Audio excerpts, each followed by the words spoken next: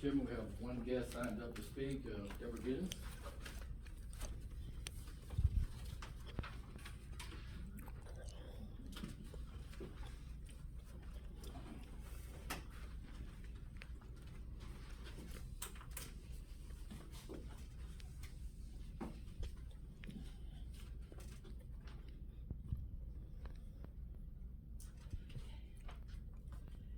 Good morning, Mr. Chairman, board members, Supervisor Nelson, guest.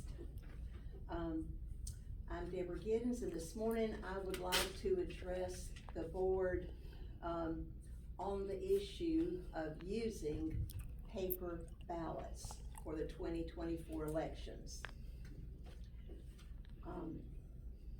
The citizens of Ware County need your help to unplug Ware County and actually all of Georgia from the electronic voting machines. The Dominion voting machines have been found to be illegal, inaccurate, and unsecure for use in Georgia's elections. Actually, just a few weeks ago, on August 26th, in Perry, Georgia, the governor was quoted, said actually he was videoed, and he said on video, if you use electronic machines, they can be hacked.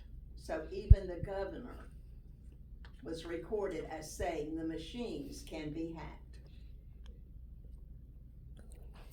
U.S. District Court Judge Amy Totenberg ruled that the paper receipt that was printed by the ballot marking device has a QR code, which is unreadable and unverifiable to the voter. So when we check the printout of our candidate choices, we can determine if the printed names are correct. And actually in Ware County, to make note, in Ware County, voters are always asked, is your printout correct? They are asked to check and recheck the names that are printed out to make sure that's what the voter wanted. However, we cannot read the QR code. It doesn't show the voter's choices in human readable format. The Dominion voting system never produced accurate results for Coffee County in 2020. Even though there were several recounts of the ballots. And in 2022, in DeKalb County, in the Democrat primary for the District 2 Commission race, the votes were not counted correctly. One candidate who was running for the office of commission, well, she and her husband, of course, went to their precinct and they voted for her, for the candidate. However, when the votes and tallies were coming in, she noticed that she did not receive any votes in her precinct, even though she and her husband had been there to vote. So she filed for a recount, and after the hand recount, she was no longer in third place, but she had actually won the election. So again, inaccurate counting. The Dominion voting system is unsecure. The recently unsealed Halderman security analysis found the system was not designed, was not engineered or tested properly for election security, and it cannot be retrofitted for security.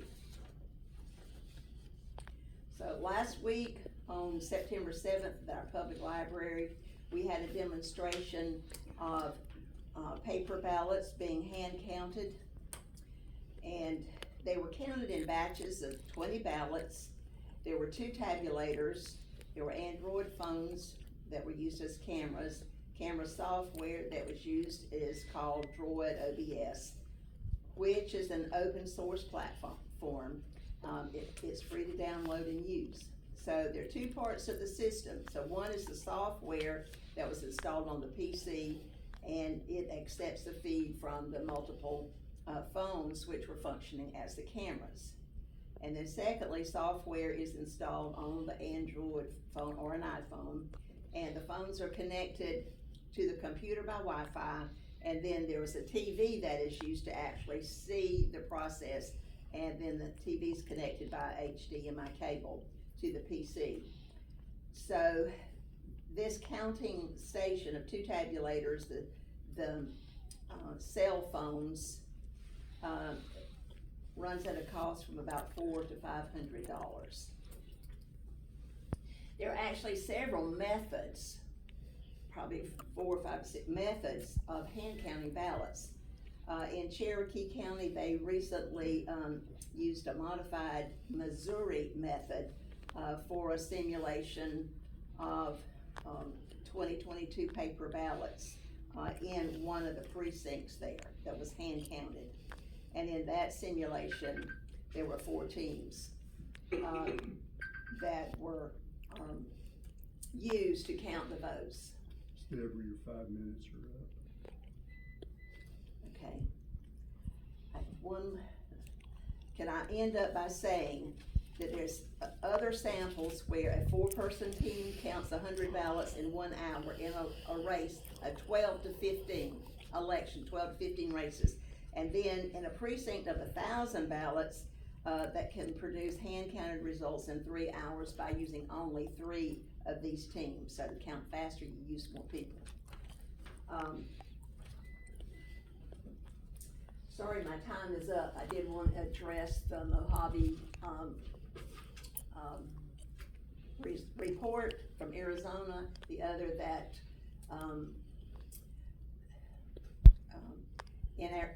in Arizona, and I found flaws in it, and it's excessive.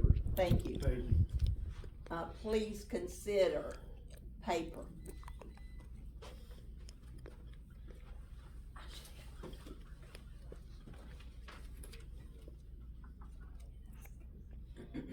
Next item on the agenda is approval of the meeting minutes from August 8th.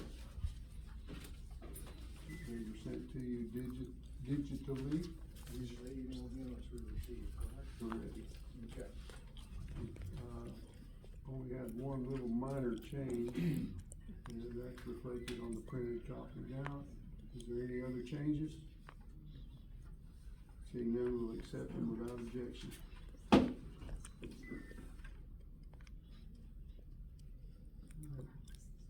Next item is a public hearing on changing Emerson Park Precinct 304. Mr. Chairman, we advertised for a public hearing today because we're looking at changing the Emerson Park precinct from the Learning Center to the Emerson Park Community Center, which is right behind the Emerson Park Fire Station. I don't know if we have anyone here for the public hearing. I think the community is totally in favor. This community has gone through a lot over the past 3 years, going from the fire station to the church to the learning center, inadequate, facilities. And Mr. Hendricks, who is the kind of like caretaker for the community center, offered us the use of that building for elections. I think it's a good location. The only thing I would have to get with him to make sure that it, the power and everything is up to par. But he's willing to work on that, and I think board member Hargrove here, he mentioned about probably work need to be done on the ramp, just in case, for ADA compliance. Other than that, I think it's a good location. I think the community will be proud to have a standalone building that they can rely on that would be, that'll meet the standards of the other facilities that we have in Ware County. But since we have no one in favor or against, what we need to do is take comments from the board and have a motion to look at changing with the conditions that the electrical and everything is done, bring it up to, the election standards. Just one question, Mr. Nelson. What was the reason for the learning center not being appropriate or? Well, they kept moving us around for one thing, because it Okay. was, at first, they gave us the use of, the learning center before they went back into the learning center, the school system. Then they went back into the learning center and started using it for alternative schools, so then they moved us to a corner. Then they was gonna say, well, we probably can let y'all use the new, rifle range meeting room, but then it depends on if they have, things going. So what going forward, what we would have is if they have anything planned, of course, their priority is, their activities. They would still let us use the building, but we may move from here to another room, back and forth. And that kind of confusion just, it doesn't bode well for elections. So I'm hoping that we could find a location that would just be their building, like we do the other locations in Ware County, that people know this is where to go, not to pull up at a school and wonder if it's gonna be here this time or in another classroom or another facility. That's the reason why. Okay.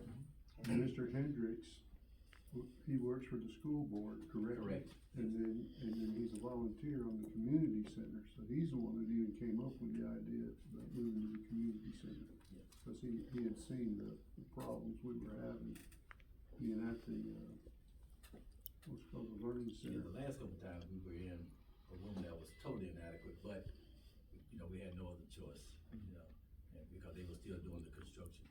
So I'm looking forward to having a standalone building. Do I hear a motion? Mr. Chairman, Ms. I Marion? make a motion that we No, you approve, that we, I'm I sorry. move that. I'm sorry. I move that, yeah, I did know that. I move that we approve the move, from the learning center to the community center pending the outcome of the electrical check, et cetera. And the Is there a rent, and the second? rent. Second. Okay. Motion by Ms. Marion, second by Dr. Brown, that we, move precinct 304 to the Emerson Park Community Center. Subject to Subject to improvements on the electrical power that And the would ramp. meet our needs, and a ramp. And the rent. Okay, any discussion? Seeing none, we'll vote. All in favor, say aye. Aye. All opposed, say nay. Motion carried.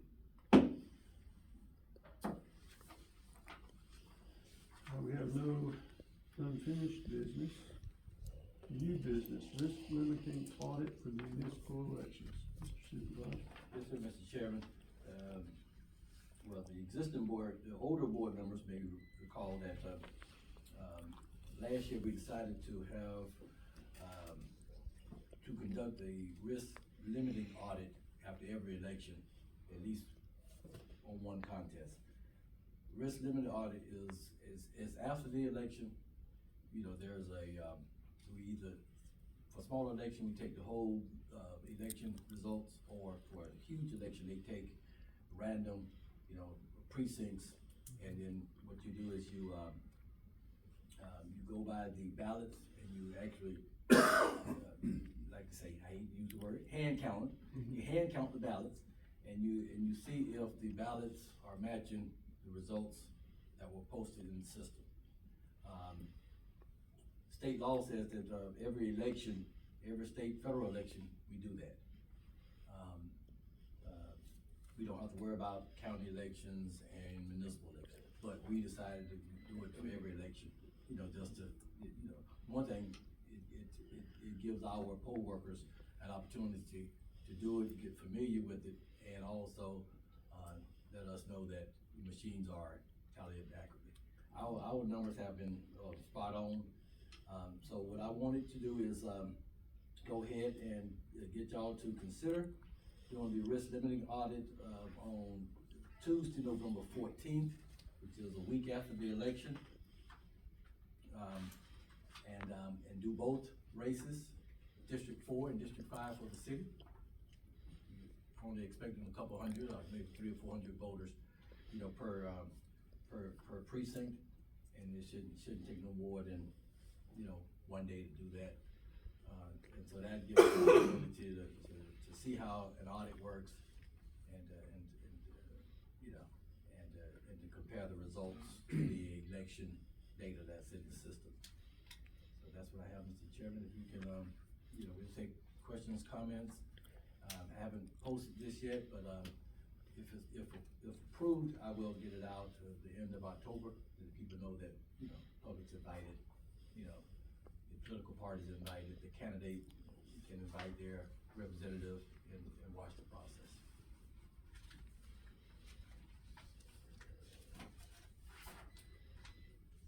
You've heard the supervisor, what's the pleasure of the board?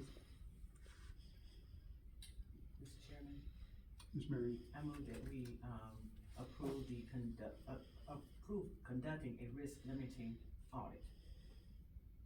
Second.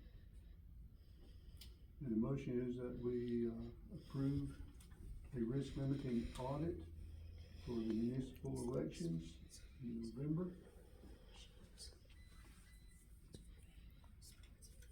Is there any discussion? Yes, sir, Mr. Chairman. Ms. Mary? Mr. Supervisor, Mr. Nelson, are we anticipating, I see you have 2 days down here. Are we anticipating a second date? Now, For that's two only districts? because, I mean, for two offices? when we do that, only if it's a, you know, a big good turnout and you Just go still have extra. 2 days, okay. Yeah. Okay, that's all. Cause we don't want them to go long, cause the longer you go, the more mistakes, you know? Okay, Yeah, so we just cut it off if we have to, then we'll pick back up the next day. gotcha, okay. One more question. During the audit, when the hand counting is done, is this done by hand visually, or is it done with machine scanning again? No, the way we do it, if you don't mind me, explain, what we do, we have talent teams. Say, for example, we'll use a team over here, Dr. Brown and Marion. So the way the risk limiting audit is done, is that they get a group of ballots, normally it's 100 in a batch, okay? Marion, they may start with her, and she'll look at it and say, candidate A, and then she'll give it to Dr. Brown, he'll say candidate A, and put it on candidate A's. So they'll read the name on the ballot? Actually read the name on the ballot. Okay. And then after they do their 100, they'll count all the ballots in each stack and say, okay, candidate A got 50, the other one got 50. And then they write it on the tally sheet, turn them in, and then get another batch. So that's how we do it. It's a total hand, you know, audit. Almost like you do absentee ballot at early voting. You mean to open The them up? process, the process itself. Not different, not that much different. Not that No. much different, Yeah. okay. Yes, Okay. that's correct. So a ballot is a ballot, is a ballot. A ballot is a ballot. Okay. Yeah. All the ballots are done, whether the absentee ballots are the election day or early voting. You know, we just, do them. And it takes a little bit of time, because that's what, people don't understand. To organize it, you have to make sure that we give them exactly 100 ballots, and they have to verify that they received 100. And at the end of the day, we make sure if they counted 385, we will return 385 ballots, and they have 385 votes. Any other discussion, question? Mr. Supervisor, you wanna tell the folks why we're gonna do this?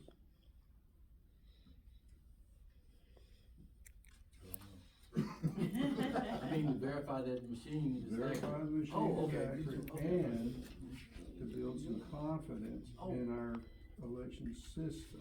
I'll say that part for The very first election, when I was, put on the board,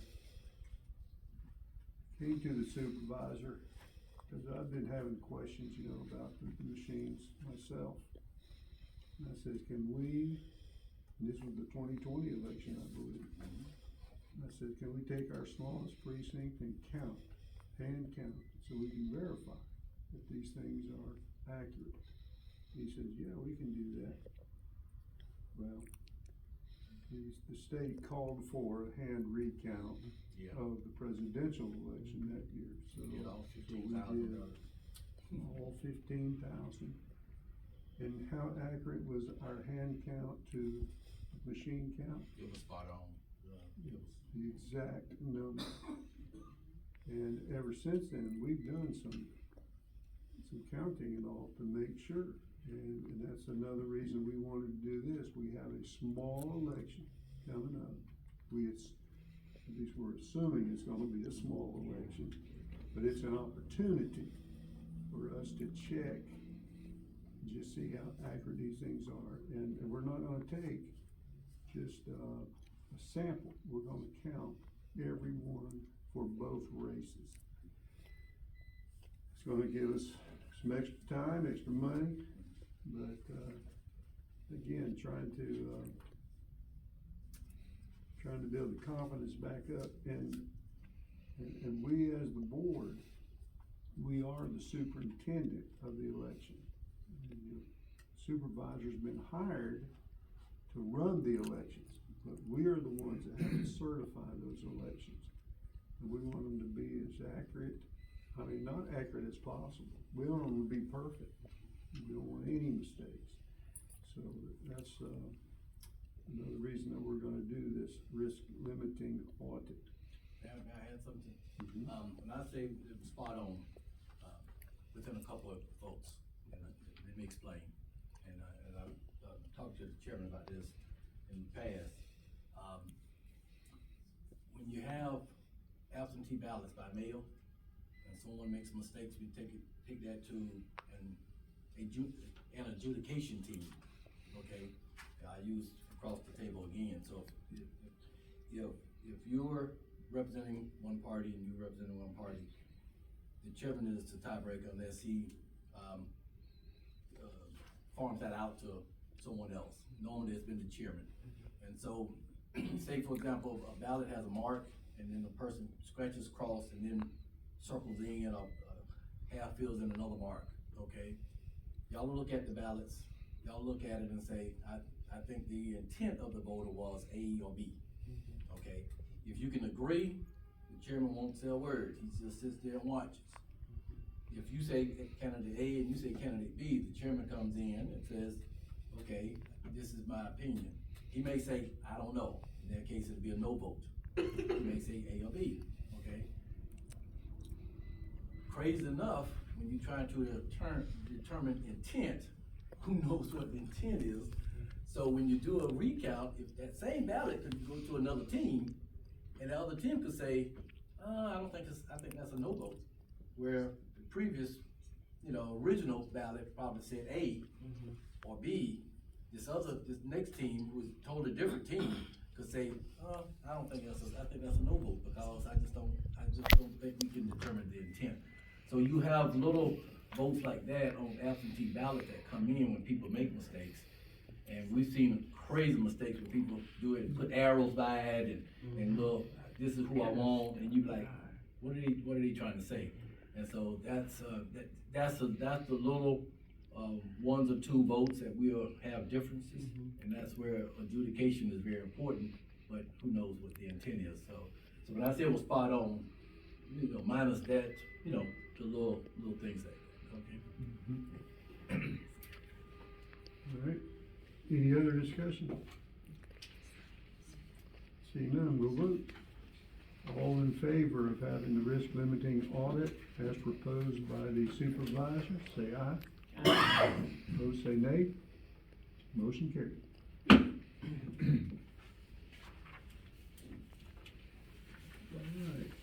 All right, supervisor's report. Mr. Chairman, we have a few items here. Ware County Commission last night approved the proclamation proclaiming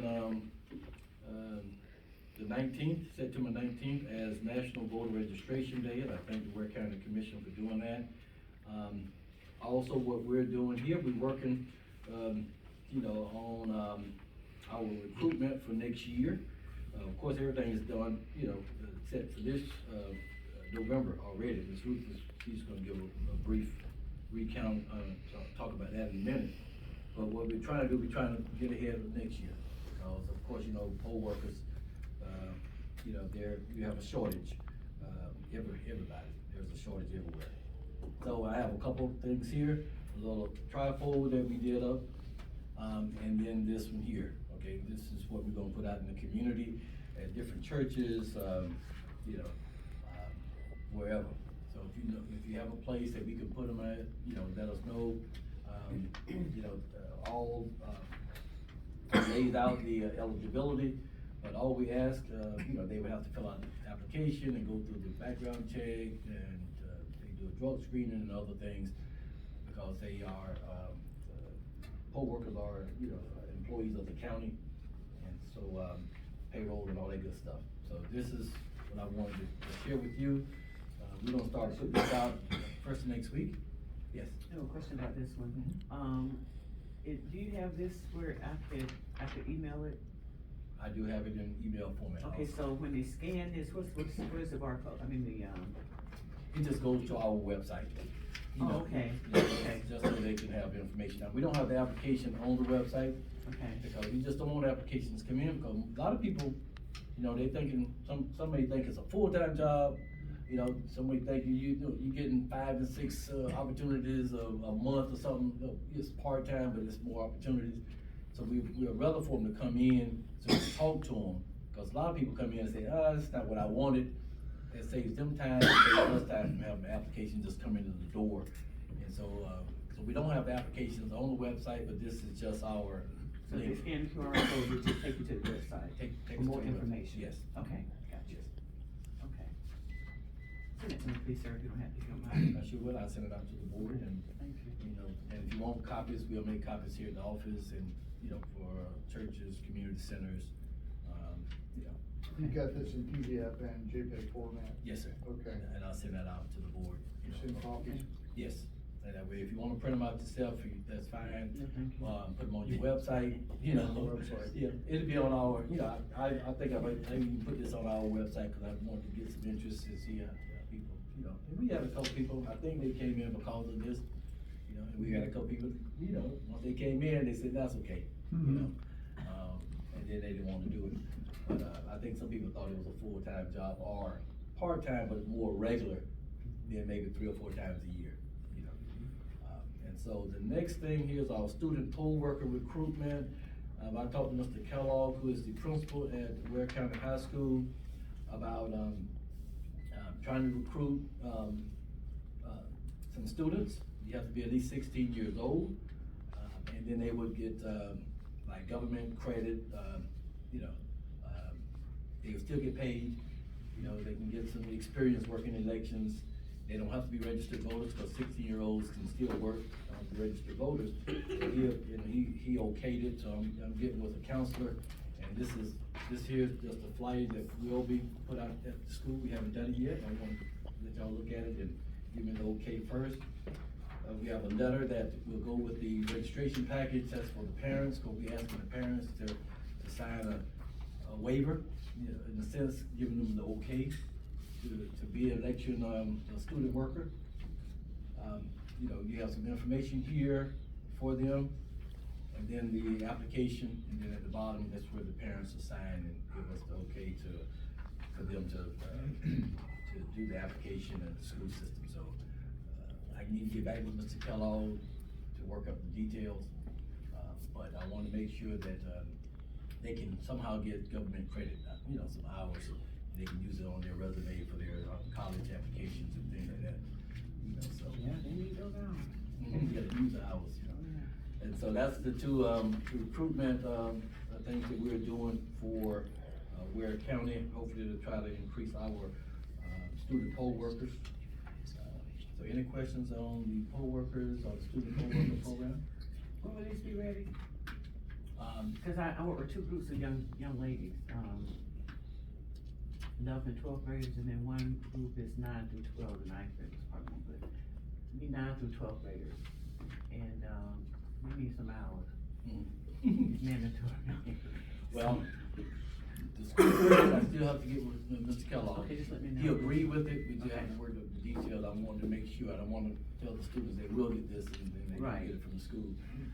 Haven't gotten back with him on that one. I'm glad you mentioned about the school, because I forgot to mention that, Marion had, you spoke with, last year you did a little seminar work with the school out there, Mhm. and, you I spoke spoke with Dr. Kellogg, Go ahead. and he, suggested that we do it during lunchtime. going out and Instead of, doing set up a voter table, registration. as the kids are, coming in and out of the lunchroom, just kind of stop them and ask them to, if they're registered to vote.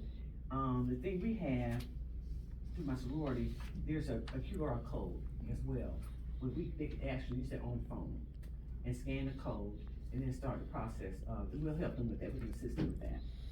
And, Mr. Bartley, if you wanna go back, well, any of you all can come really, but it was very interesting last year, that's what they did last year. We only wanted the juniors and seniors, and they brought the whole school in the lunchroom, it was total chaos. But we were able to help those, we were still able to, you know, kind of walk the crowd and help the kids who were wanting to register to vote. And, Mr. Bartley gave a very impressive, opening as to why we're here and the history of voting. People choosing their own people to represent them. So it was good, it was good. A little chaotic, but it was good. So this time, I told Dr. I said, look, Dr. Kellogg, you just gotta be a little bit more organized. And so what he's suggesting is that we stay through the entire lunch period. I think that lunch runs from like 11 something to maybe 1:30, you know, a couple of hours, and we just stay through that entire time. But don't do the seminar, or don't do the opening part, just go out there and set Yeah, up just, for and just, voter registration. And I'm gonna ask those same young ladies to, help us work the crowd. In other words, pull your friends over, tell them come on over and help us, you know. And maybe even get some of them at the table with us, and they can just call their friends over. So I think, that'll work, so as soon as we get a date, Mr. Chairman, or anyone else who wants to come, Yeah, let us know. okay, I sure will, the more the merrier. Yeah, we were trying to look at doing it next week, because since the 19th is the National Voter Registration Day, kinda like, it don't have to be the 19th, you can't do it next I week. can't do it next week. I mean, y'all can do it, now you have to, I don't have to be there, but, y'all, I'm in the road, getting out of town, every opportunity I get. But, if you wanna set it up for next week, we can do that. We can do that. May I add something to you all subject? In the last election, we had 10 students to work the election. Good. So when you take into consideration the required numbers to run the polls, what that 10 did for the election. So there were 10 kids that came out last election to help us out. Awesome. Okay, so that's the update on the student poll worker and the poll worker program. The next piece here, after the meeting last year, last month, when we had the absentee ballot, hand count, discussion, you know, I sat down and worked up, some figures, and you have a sheet here in front of me that says Ware County cost estimate. And when I went to the county, they had asked a question, I used this data, and I wanted to, I gave this to the chairman, I wanted to share this with the board, because I told the chairman, I'm like Kirby Smart, you know, he always says that, he worries about the next team on the schedule, and he let the people that organizes all of the other stuff, and, you know, like the commissioner of the, whatever, handle all that part. He tries to stay focused, well, we're trying to stay focused on what it will cost, the taxpayers of Ware County, how it's gonna impact, the elections with practical, hands-on experience that we've had, okay? And so, what I did, I used the test run by, the county out in Arizona, that ran, you know, that did a sample of their 800 or so, ballots, that election. And what I did was we have approximately 22,500 voters, registered voters in Ware County. In 2020, we had approximately 15,000 votes cast. So when I went back and used 2020 general election results, turnout results as the baseline, okay? And I used the time that Mojave, however they count, the county, Mojave, thank you. In Arizona, the county there, and I used their, the time that they came up with as far as how much time it took. Practical experience, I want to explain the hands-on practical experience that we do here in elections, okay? When we do the risk limited audit, it takes a little time, okay? But we are sure that we already have results, okay? So what we're doing is we don't have the ballots we don't have the contest waiting for results, okay? We already know what the results are. What we're doing, we're trying to verify if the results are corresponding with what we have in the system, okay? But when you have an election where the results of the contest results are waiting on what you're doing, it takes time, okay? So what I look at is, one, security of the ballots, okay? So when the test results in Arizona came back and said 3 minutes per ballot, what they're doing is they're calculating from the time they start, you know, and for the new board members who hadn't seen the process, we keep all the ballots in our Jim's room across the hall. So what happens is, like Miss Mary and Miss Ruth, whatever, they'll work the Jim's room. They'll make sure that the ballots are in 100 stacks, okay? They put them in the container. We'll walk them through the middle room. We'll give them to a table, okay? They have to count. They have to make sure that there's 100, okay? They don't just get a stack of them and say, boom, here you go, okay? Once they come to the table, again, I'm gonna use Dr. Brown and Marion as the example, they have to verify that they received 100. Before they even start tallying, they have to verify that they received 100. Because it's all about secure. We can't go in the election having 15,001 votes, and then at the end of the day, we have 15,000 tallies. Okay, we have to make sure, okay? And so once they verify that they received 100, then they do the tallying, okay? Then at the end of that process, then they make sure that they have 100. It goes back across the way, they sign them back in, and then they make sure they've received 100. All of that is in that 3 minutes per ballot time frame, okay? Even though it may take you, 5 seconds to look at each one of the ballots and say, okay, candidate A, boom, candidate B, boom, okay? It takes more time because they cannot issue any more ballots until they have properly checked in the previous stack. Make sense? Okay, so we do all of that. So we have to look at all the personnel that it would take, how many people that we need to supervise this, because you can't have one person counting ballots. You can't have one person, just doing everything. You have at least 2 sets of eyes. So in other words,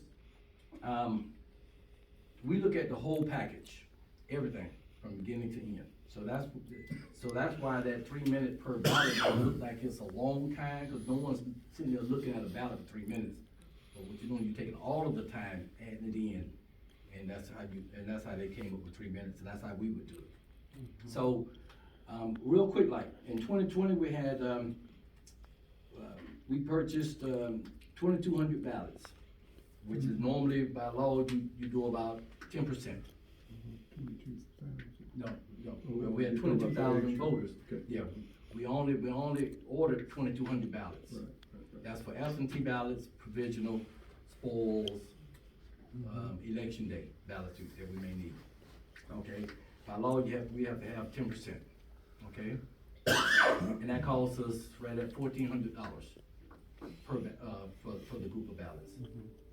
But if we had a 100% paper ballot election, okay, we have 22,000 plus voters. You have to have it.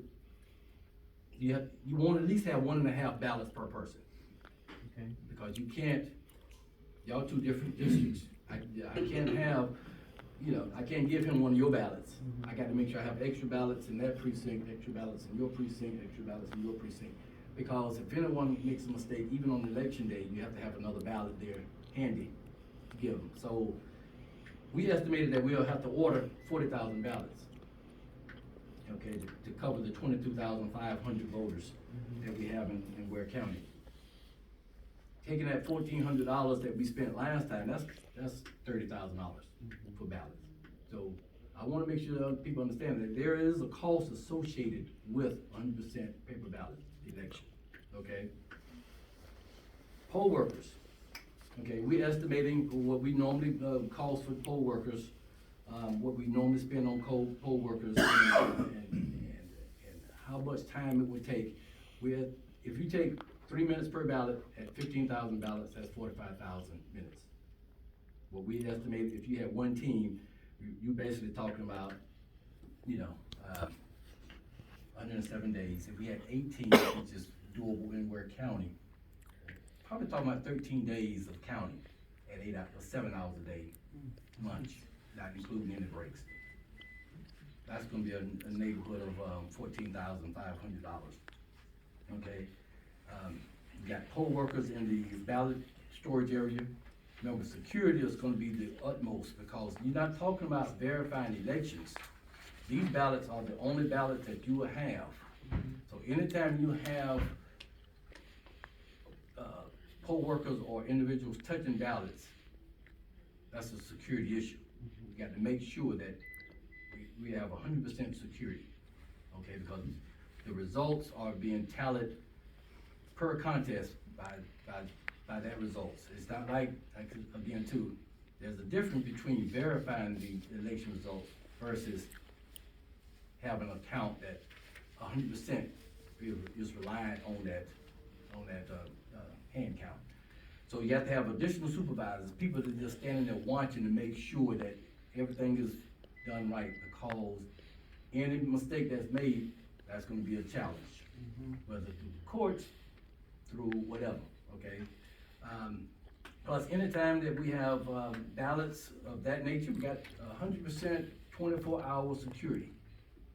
So if we had to close down and come back the next day, guaranteed we would have to have security here, like law enforcement, either outside or inside, okay? Because no one could come in this building, okay, with having ballots, so whether they're behind lock and key or not, we have to make sure that they are totally secure. So what I estimated that it's gonna cost an additional 70,000. Now, these aren't hard numbers. These are actually lowball numbers. I tried to come up with something that was kinda like reasonable. No one knows exactly, you know, if the state ever decided to do this and change the law.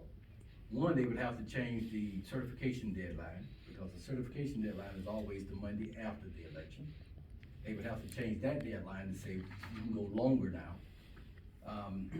And then they would have to come up, the state would have to come up with a way of doing 100% hand count ballots. We don't know. Only thing I'm doing is taking what we do with the risk limiting audit and try to put the numbers with it to see what we would do if we had to count 15,000 ballots and provide the security and have ballots on election day for people to walk in, to make mistakes, to spoil, to redo it, whatever. Because again too, I mentioned before, anytime you have adjudication in the mix, you know, that could be a vote one time. Once you recount and have another adjudication team, actually y'all can look at the same ballot and come up with a different intent. So anytime a person makes a mistake, you wanna make sure that it's a clear cut, the intent is clear cut, and there's no, you know, kinda like no doubt in that person's intent, okay? These numbers are not hard, fast numbers, but it's gonna be in the neighborhood of about 70,000 per election. Next year we have a minimum of 4 elections. We may have 5, maybe runoff. We're talking about a neighborhood of additional 280,000 for Ware County. I wanted to share that with you, just to let you know that Cause the county was asking me, and I told them I just had a basic rundown of what it would cost, if the state decided to do something like that, and my job is to look at it from a practical, hands-on experience, what could be done if it came to that. 100% vote. Anyway, that's what I have, Mr. Chairman. Take it, read it. If you have any questions, like I said, this is not hard, fast numbers. These are just estimates, but I'm willing to discuss them. These are good numbers. How much time do you think we would need if the state did decide, like, we're gonna do hand ballots? How much time would it take to prepare and be ready for that? You mean, actually be ready for the process? Mm-hmm. Ooh, I don't know. One thing is gonna take, 40,000 ballots will take a while, one. I don't know, it's hard enough to get, to staff what we have, what we need now for poll workers. We would still have to have poll workers that would be just there to count, you know. I know it was floated out, the idea of, election day, starting the count, that cannot work. You can't count at the precinct, I'm gonna tell you right now, practically, you cannot count at the precinct. Because whenever you count, it needs to be transparent, open to the public. So I'm gonna use the smaller precincts that we have in Ware County, Bickley, Manor, Millwood, Waresboro. Their churches, one community, whatever you wanna call it, kitchen area, that's where they used to vote. Where would you start an election day count? Where in that building? You can't go, even if you use the auditorium, for example, or Second Baptist, you can't go to the other side of the building because if people are in line waiting to vote, you can't have somebody say there's a vote for candidate A. Oh, man, my goodness, okay. You think they would allow them to start counting before No. the polls close? You could not do that, because, the voting teams, or the tally teams would have to be sequestered one, okay? Plus, you would have to have, everybody would have to be, even the monitors would have to be sequestered, because you can't get on the phone and say, hey, candidate A, you better hurry up and get down here because, you losing this precinct. May not happen, but it's always a possibility, and it's opening up for a challenge. Okay, so voting that way won't work. You would have to start at 7 o'clock at a location, Yeah. once the ballots are coming in. That's right. We can say 7 o'clock, but Bickley's not gonna be here by 7 o'clock. No. The only way you can start is start absentee ballots. And start doing it the way we do it anyway, here, absentee ballots. You really couldn't start it till the next day with the precincts.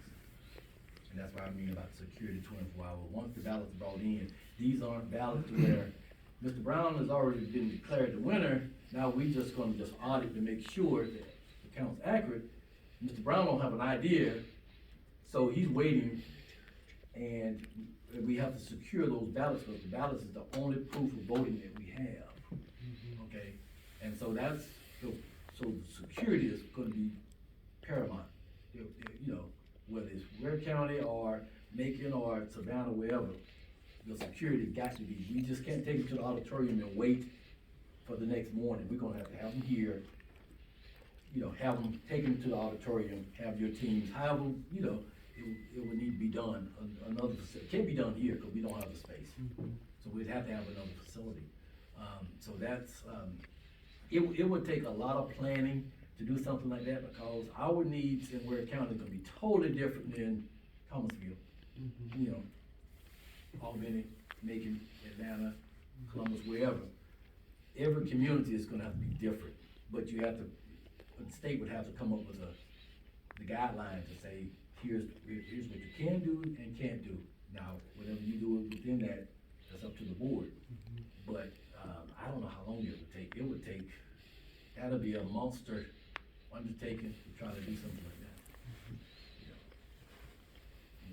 And like you said, even in part of that planning, if they were to say, we're gonna do the hand balance, and then you're gonna do the counting, and the counting's gotta be transparent, you gotta have space big enough, you're gonna have at least 8 teams, and you gotta have room for people to watch what's going on.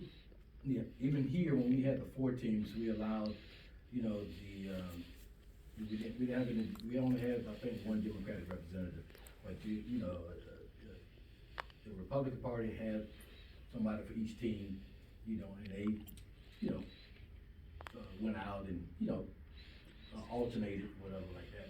So you have to have enough room to have at least a supervisor and 2 party representatives for every team to make sure that whatever method we use to tally the vote, there's no mistakes being made. Because now you're going to 100% human hand count, which is an opportunity for error. And the Mojave, if I said that right, the Mojave County report showed that more errors were made later in the day, and the next day, and the next day, as people got tired, and all of a sudden you seeing names, you know, boom, boom, and you're like, you know, we had one incident here, and this was just during the audit, where, I can't recall, but it was when we audited the presidential race, the team said candidate A, the second person recited and said candidate A, and then when she put it down, she put it in candidate B, and then when it was pointed out, she said, oh my God, I'm bad. But at least we was able to go back and count it to make sure, and they picked up where they left off. So we know that anytime you have humans involved, there's gonna be error.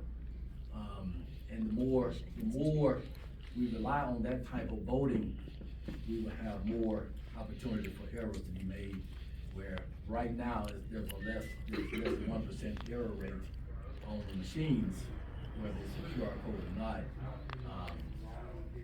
We would have more errors if we went to the other way. So we did, for this process, you're estimating an additional 16 poll workers on top of what we have already. Yes, because you can't use the same poll workers. After 14 hours, there's no way in the world we're gonna have the poll workers come back in at 8 o'clock in the morning, after they leave at 8 o'clock at night, and say, y'all the ones that we're gonna rely on. So we, you know, they can come in later to come in, but you can't ask them poll workers, because if you do that, you're just asking for mistakes. Oh, yeah. But see, that's all they thing again. I mean, we do it, but we don't have enough staff, we don't have enough poll workers as it is. So where you gonna get it from? You know, Ms. Ruth, out for that all the time, we need poll workers. You gotta have them to do this. Oh, yeah. And it's for security, I'm gonna be honest with you, for security, if we have 14, 15 races on the ballot, that means that you're gonna have to go through and recount however many questions you have, candidate, races you have. So you have people touching ballots. You know, we try to limit as much as possible human touching ballots. Because we don't even touch people's ballots until after the election is done. You know, if you take your ballot, we don't touch your ballot until after the election, you know, after the results of being tallied, you know, because we don't want no one to claim that a poll worker did A, B, or C on the ballot. So anytime you have an election, you know, you may have a governor's race, and then you may have to come all the way down to a public service commission race. But every time you do that, you gotta, if you got 15,000 ballots, 15,000, then you gotta go back over it again, 15,000 for another race for representative, another race for senator, another race for, so you're talking about 15,000, 15,000, 15,000. The more people that you have touching the ballot, the more opportunity for a security issue and mistakes being made. How many ballots did you say Mojave ran? Right about 860, probably. And do you remember what their error rate was? About 4%. 4%? And they realized, and the report showed, and they did an executive summary, that most of the errors happened as they got tired. When eyes start seeing things, seeing double, you know, you mean 860,000? No, 860 votes, that was just a sample. Just You took the sample, yeah. Oh, no, that's for, that's taking out 15,000. What Harvey did was just 860 sample ballots, and they estimated it took 3 minutes per ballot. With security, and I have the, How many races was this? I'm just curious for comparison. in 2020, What is this based on? that was just one race, they did one race. Two people, one race. I got the report, I wanna say it was 2 people, I think they did one, no, they did more than one. They did. Yeah, they did 3 tallies, 3 tally tables, you get it. I have it here. So this is a sample of 860 with a 3-person race? No, it was a 2-person race, but the tally teams, I think they used 3 tally teams. All right, I'm just trying to get numbers. Sample. They spent $70,000? No, this is my estimate. That's Ware County. They estimated this, it'll cost them additional $1 million per election. All right. If they took their, 100,000 votes in that county, if they did all 100,000 hand counts. They brought Marion, in. this was your estimate or your comment from last They, meeting, right? they The $1 million? did, All they right. did 150 test ballots from the 2020 election. Say that again. 850. Okay, yeah. 850, I'm sorry, and they brought in 7 part-time staffers at 8 hours.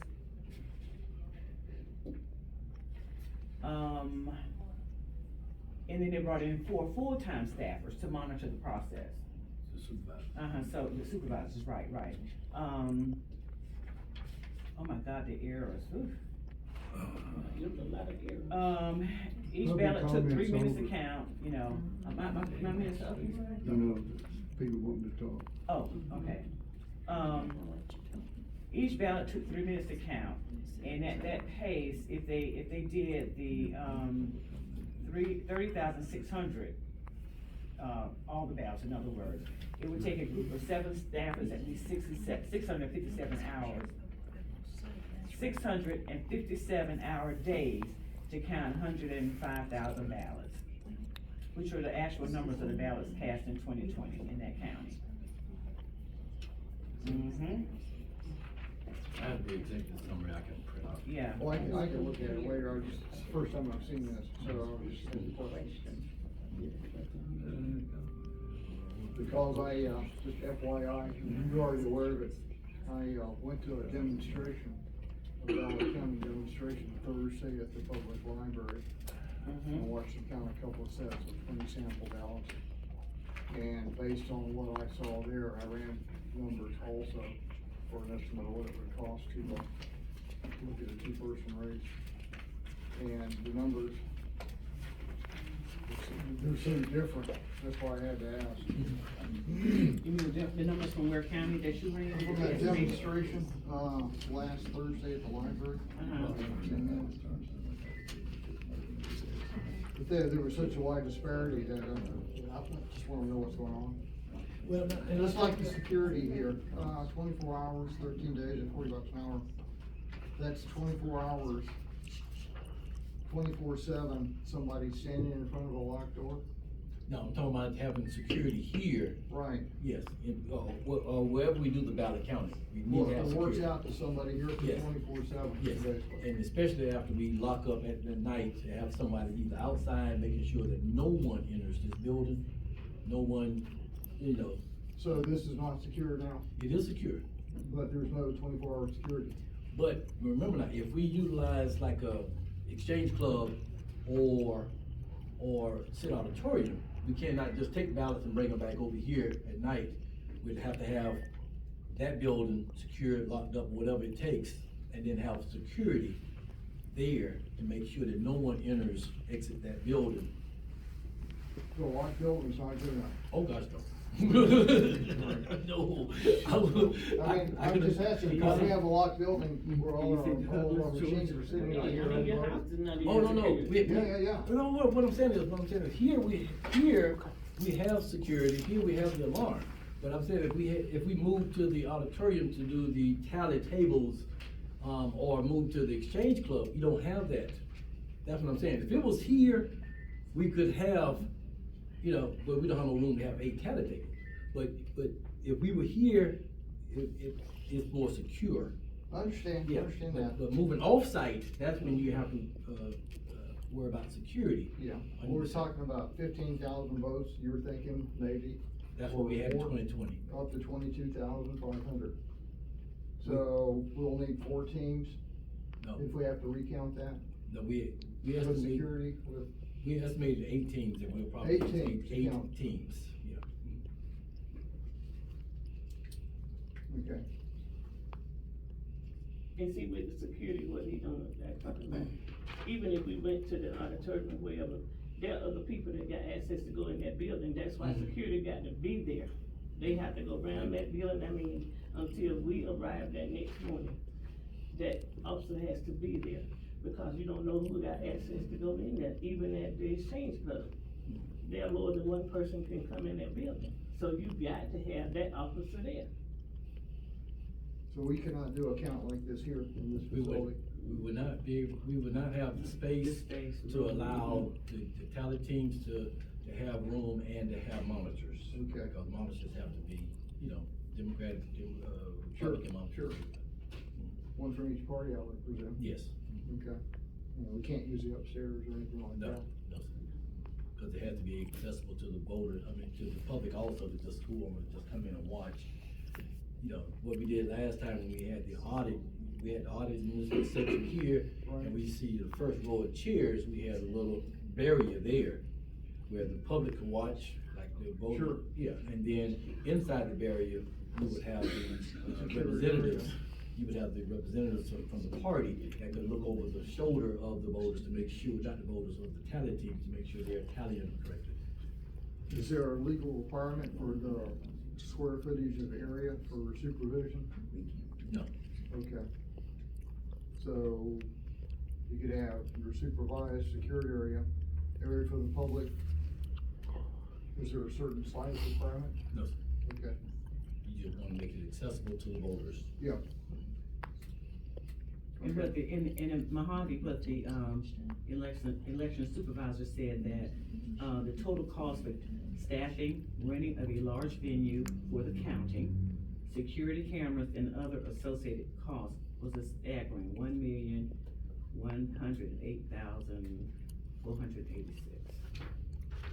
So that hand counting, just would've ruined his budget. He said that's larger than his budget for the whole year to run the election for the entire year. So it's expensive. Well, it would be, sure. And I certainly, you know, as a sitting board member, we would definitely need security. If we do that, definitely. Even though there's cameras,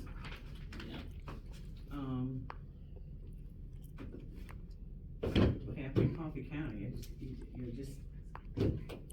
it's gotta be secure, we have got to make sure it's a Yeah. secure process. I think Absolutely. No doubt about it. That was just disrespectful, I don't have to happen.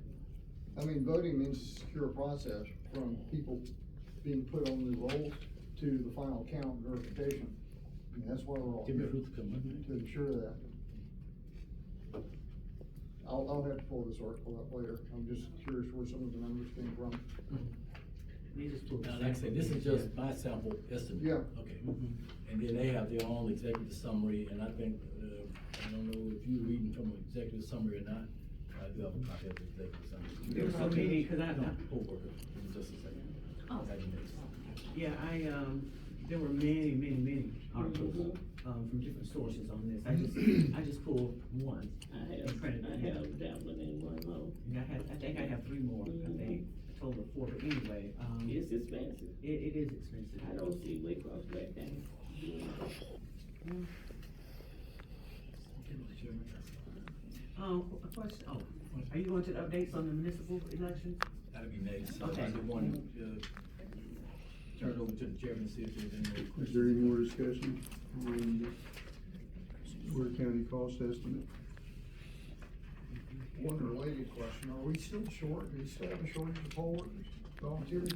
Yeah, and Ms. Ruth, she's gonna give an update in just a minute, when we talk about the Okay. municipal, yes, yes, oh, yes, sir, yes. You gave me this?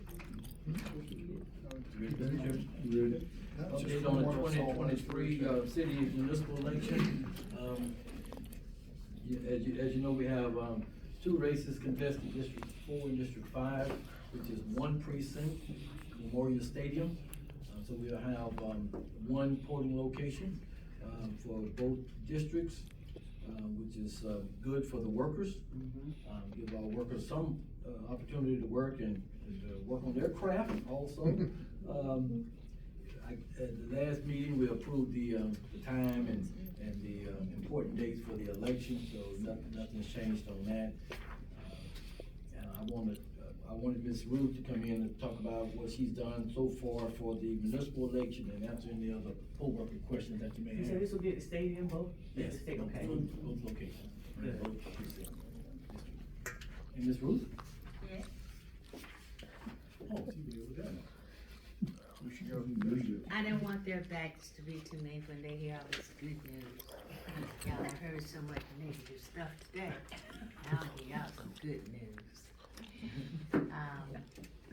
For the upcoming election, for early voting, we're gonna need 11 people. Just the process of what poll workers do. For the precinct, I will need 8 people at the precinct. Praise the Lord, it's only one precinct this time. Take 8 and multiply it by 11 of what we have upcoming. Absentee ballot clerks, 4. Because you have to have at least 3 and a supervisor. I don't care if we don't have 10 absentee ballots. That's the requirement. For delivery, this time we only need 2 people. 1 precinct, of 1 being Mr. Nelson. So that we'll have to get that other person, so he's gonna fill one of those vacancies. And for the receiving, what receiving is, only 1 precinct, but we have to have someone to bring that person in to the person who is going to tally what she has that was given out to her for the precinct. That's bringing in the ballots and everything else that's being used at the precinct. So for this one election, we're gonna need 27 people. As of right now, I am waiting to hear from 7 people who will agree to work that one election. So that's what we have coming up so far. So at this point, you're 7 short. Yes, Okay. yes.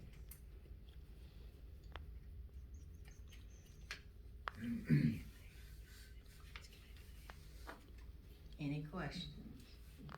I have a question, I guess, for, Mr. Nelson. Since I'm on the board, did you tell me I could not count absentee ballots this time? Or anymore?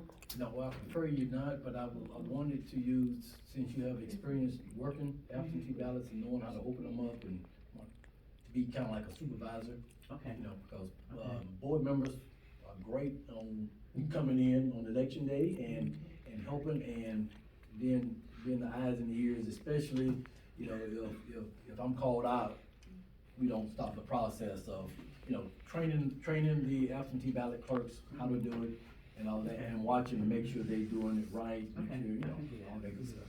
Okay. So, if you don't mind doing that, that'd be great, cause you already have experience on, you know, doing that process. Now I'm down to 26. Oh.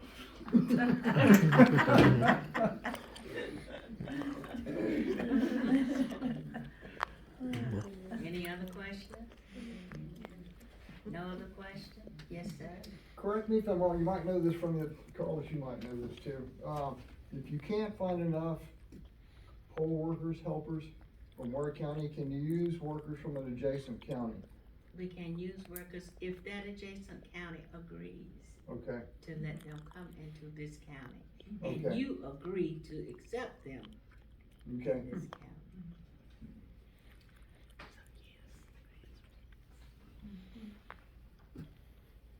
Everybody clear on our people? We're not gonna say anything else, 'cause every time we say I something, you still lose shut somebody. 6 people. No, I think they're gonna come through for me. I think so, but I have not had them say to me, yes. I don't care if they say it to Carlos, that don't mean nothing to me.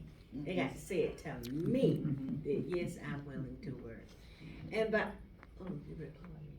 And also, I have to take into consideration my substitutes, cause day 2, before the election, I get the calls. The day of the election, the morning of, for one incident, but however, I get a call, I cannot work. Okay? Alrighty. Thank you, Ms. Ruth. And that's all I have on that one. No other questions? If you look in your package, I put copies of public notices there for your record. The first is, it's gonna be in the paper. Just letting people know the dates for the, municipal election. You know, and the last day to register to vote and the whole 9 yards, that's just here. Okay, this is gonna be in the paper, okay? The next notice is the logic and accuracy testing. It's gonna be in, it's gonna be in tomorrow's paper. And it's gonna be, publicized to start on the 18th. Now, it won't start on the 18th. It's gonna start after. And if you read the, public notice on the, logic and accuracy testing, it says it's gonna start Monday, September 18th, or as soon as the database is received. And we do that because we're not a daily newspaper, okay? And so we have to get it in there. And I don't wanna receive the package on a Monday, and then can't start until that Friday because it hadn't been in the paper yet. And so we do this to let them know, but if people call and only one person never showed up and, watched it, the chairman has helped, he's going to training, with me up in Atlanta to do, logic and accuracy testing. But we've had calls in the past and I would let them know the same thing. We'll start Monday, but, if the package comes that Friday, we'll start the following Monday, whatever. And, but we'll take their number and call them and let them know for sure what date we'll start, once we, determine that. So that's the 2 public notices. Training schedule for, poll workers for the upcoming election. We're gonna have, poll managers and clerks on the 28th. At 5:30, the board is welcome to attend. That's where we go over all of the laws and everything, and tell them what they need to know, especially in the updates, within the law and the court rulings that they need to be aware of. And then we always have a separate poll pad training for the poll pad operators, because that's more of a specialized training, and we'll do that on October the 5th. Here at the Board of Elections. So both training sessions will be here, and I will send out a reminder. Board members are always welcome to come and sit in to, just to hear what we are, how we're training people and, any information that, that y'all can provide. Encourage the poll workers. I tell poll workers, one of the first things I tell them, and you'll hear it if you come to training, I always tell them, I said, when you're out in your community, I don't give a darn whether you leaning this or leaning that, Democrat, Republican, whatever, independent, makes no difference to me, as long as when you're working as a poll worker, we wanna make sure that every eligible voter can vote and they have the best experience that they can. And we can care less about all the other stuff. We try to keep all of the chitter chatter down, if you see a church member, say hello at church, you know, you can say hello here, but other than all the friendly stuff, let them come in and vote, let them go, What okay? time is the propane train gonna be? I leave that up to the pole pad operators, because sometimes they wanna come in the morning, evening, Okay. because it's on their schedule.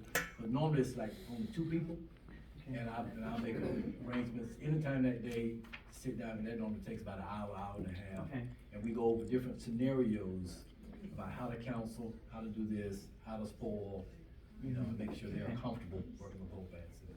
That's been successful in this case, so. In the last financial summary, we don't have last month's, financial summary yet from Ms. Beverly at the county. But we've only had a couple months on our belt. We haven't spent no money yet, basically. We're waiting for elections. The city, the manager's not here. But you know, the city pays for everything that we are doing for this election. All public notices and everything will be reimbursed by the city. Even the risk limited audit will be paid for by the city. So the expenses there will be taken care of. Our biggest expense will start in March of next year for the presidential primary and go into June, and then we'll pick back up in July for a new fiscal year. Okay. Mr. Chairman, that's all I have. Really? That's it. I went 20 minutes late. All right, last call, Dr. Brown, Good, thank you. Ms. Marion? I'm good. Well, I just wanna say, I'm glad you put the website on here, cause once it hits the paper, I'm gonna get a zillion calls. And what I normally do is have people go on their phone, because I mean, I don't know which district you live in, for example.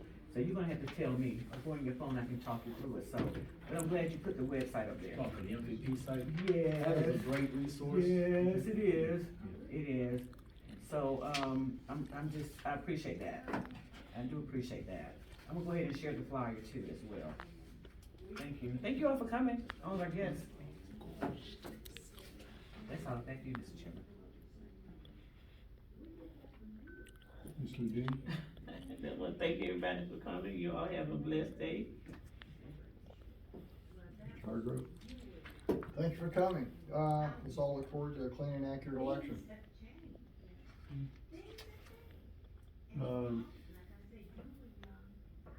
We've been discussing about public comments, and we do have a public comment period.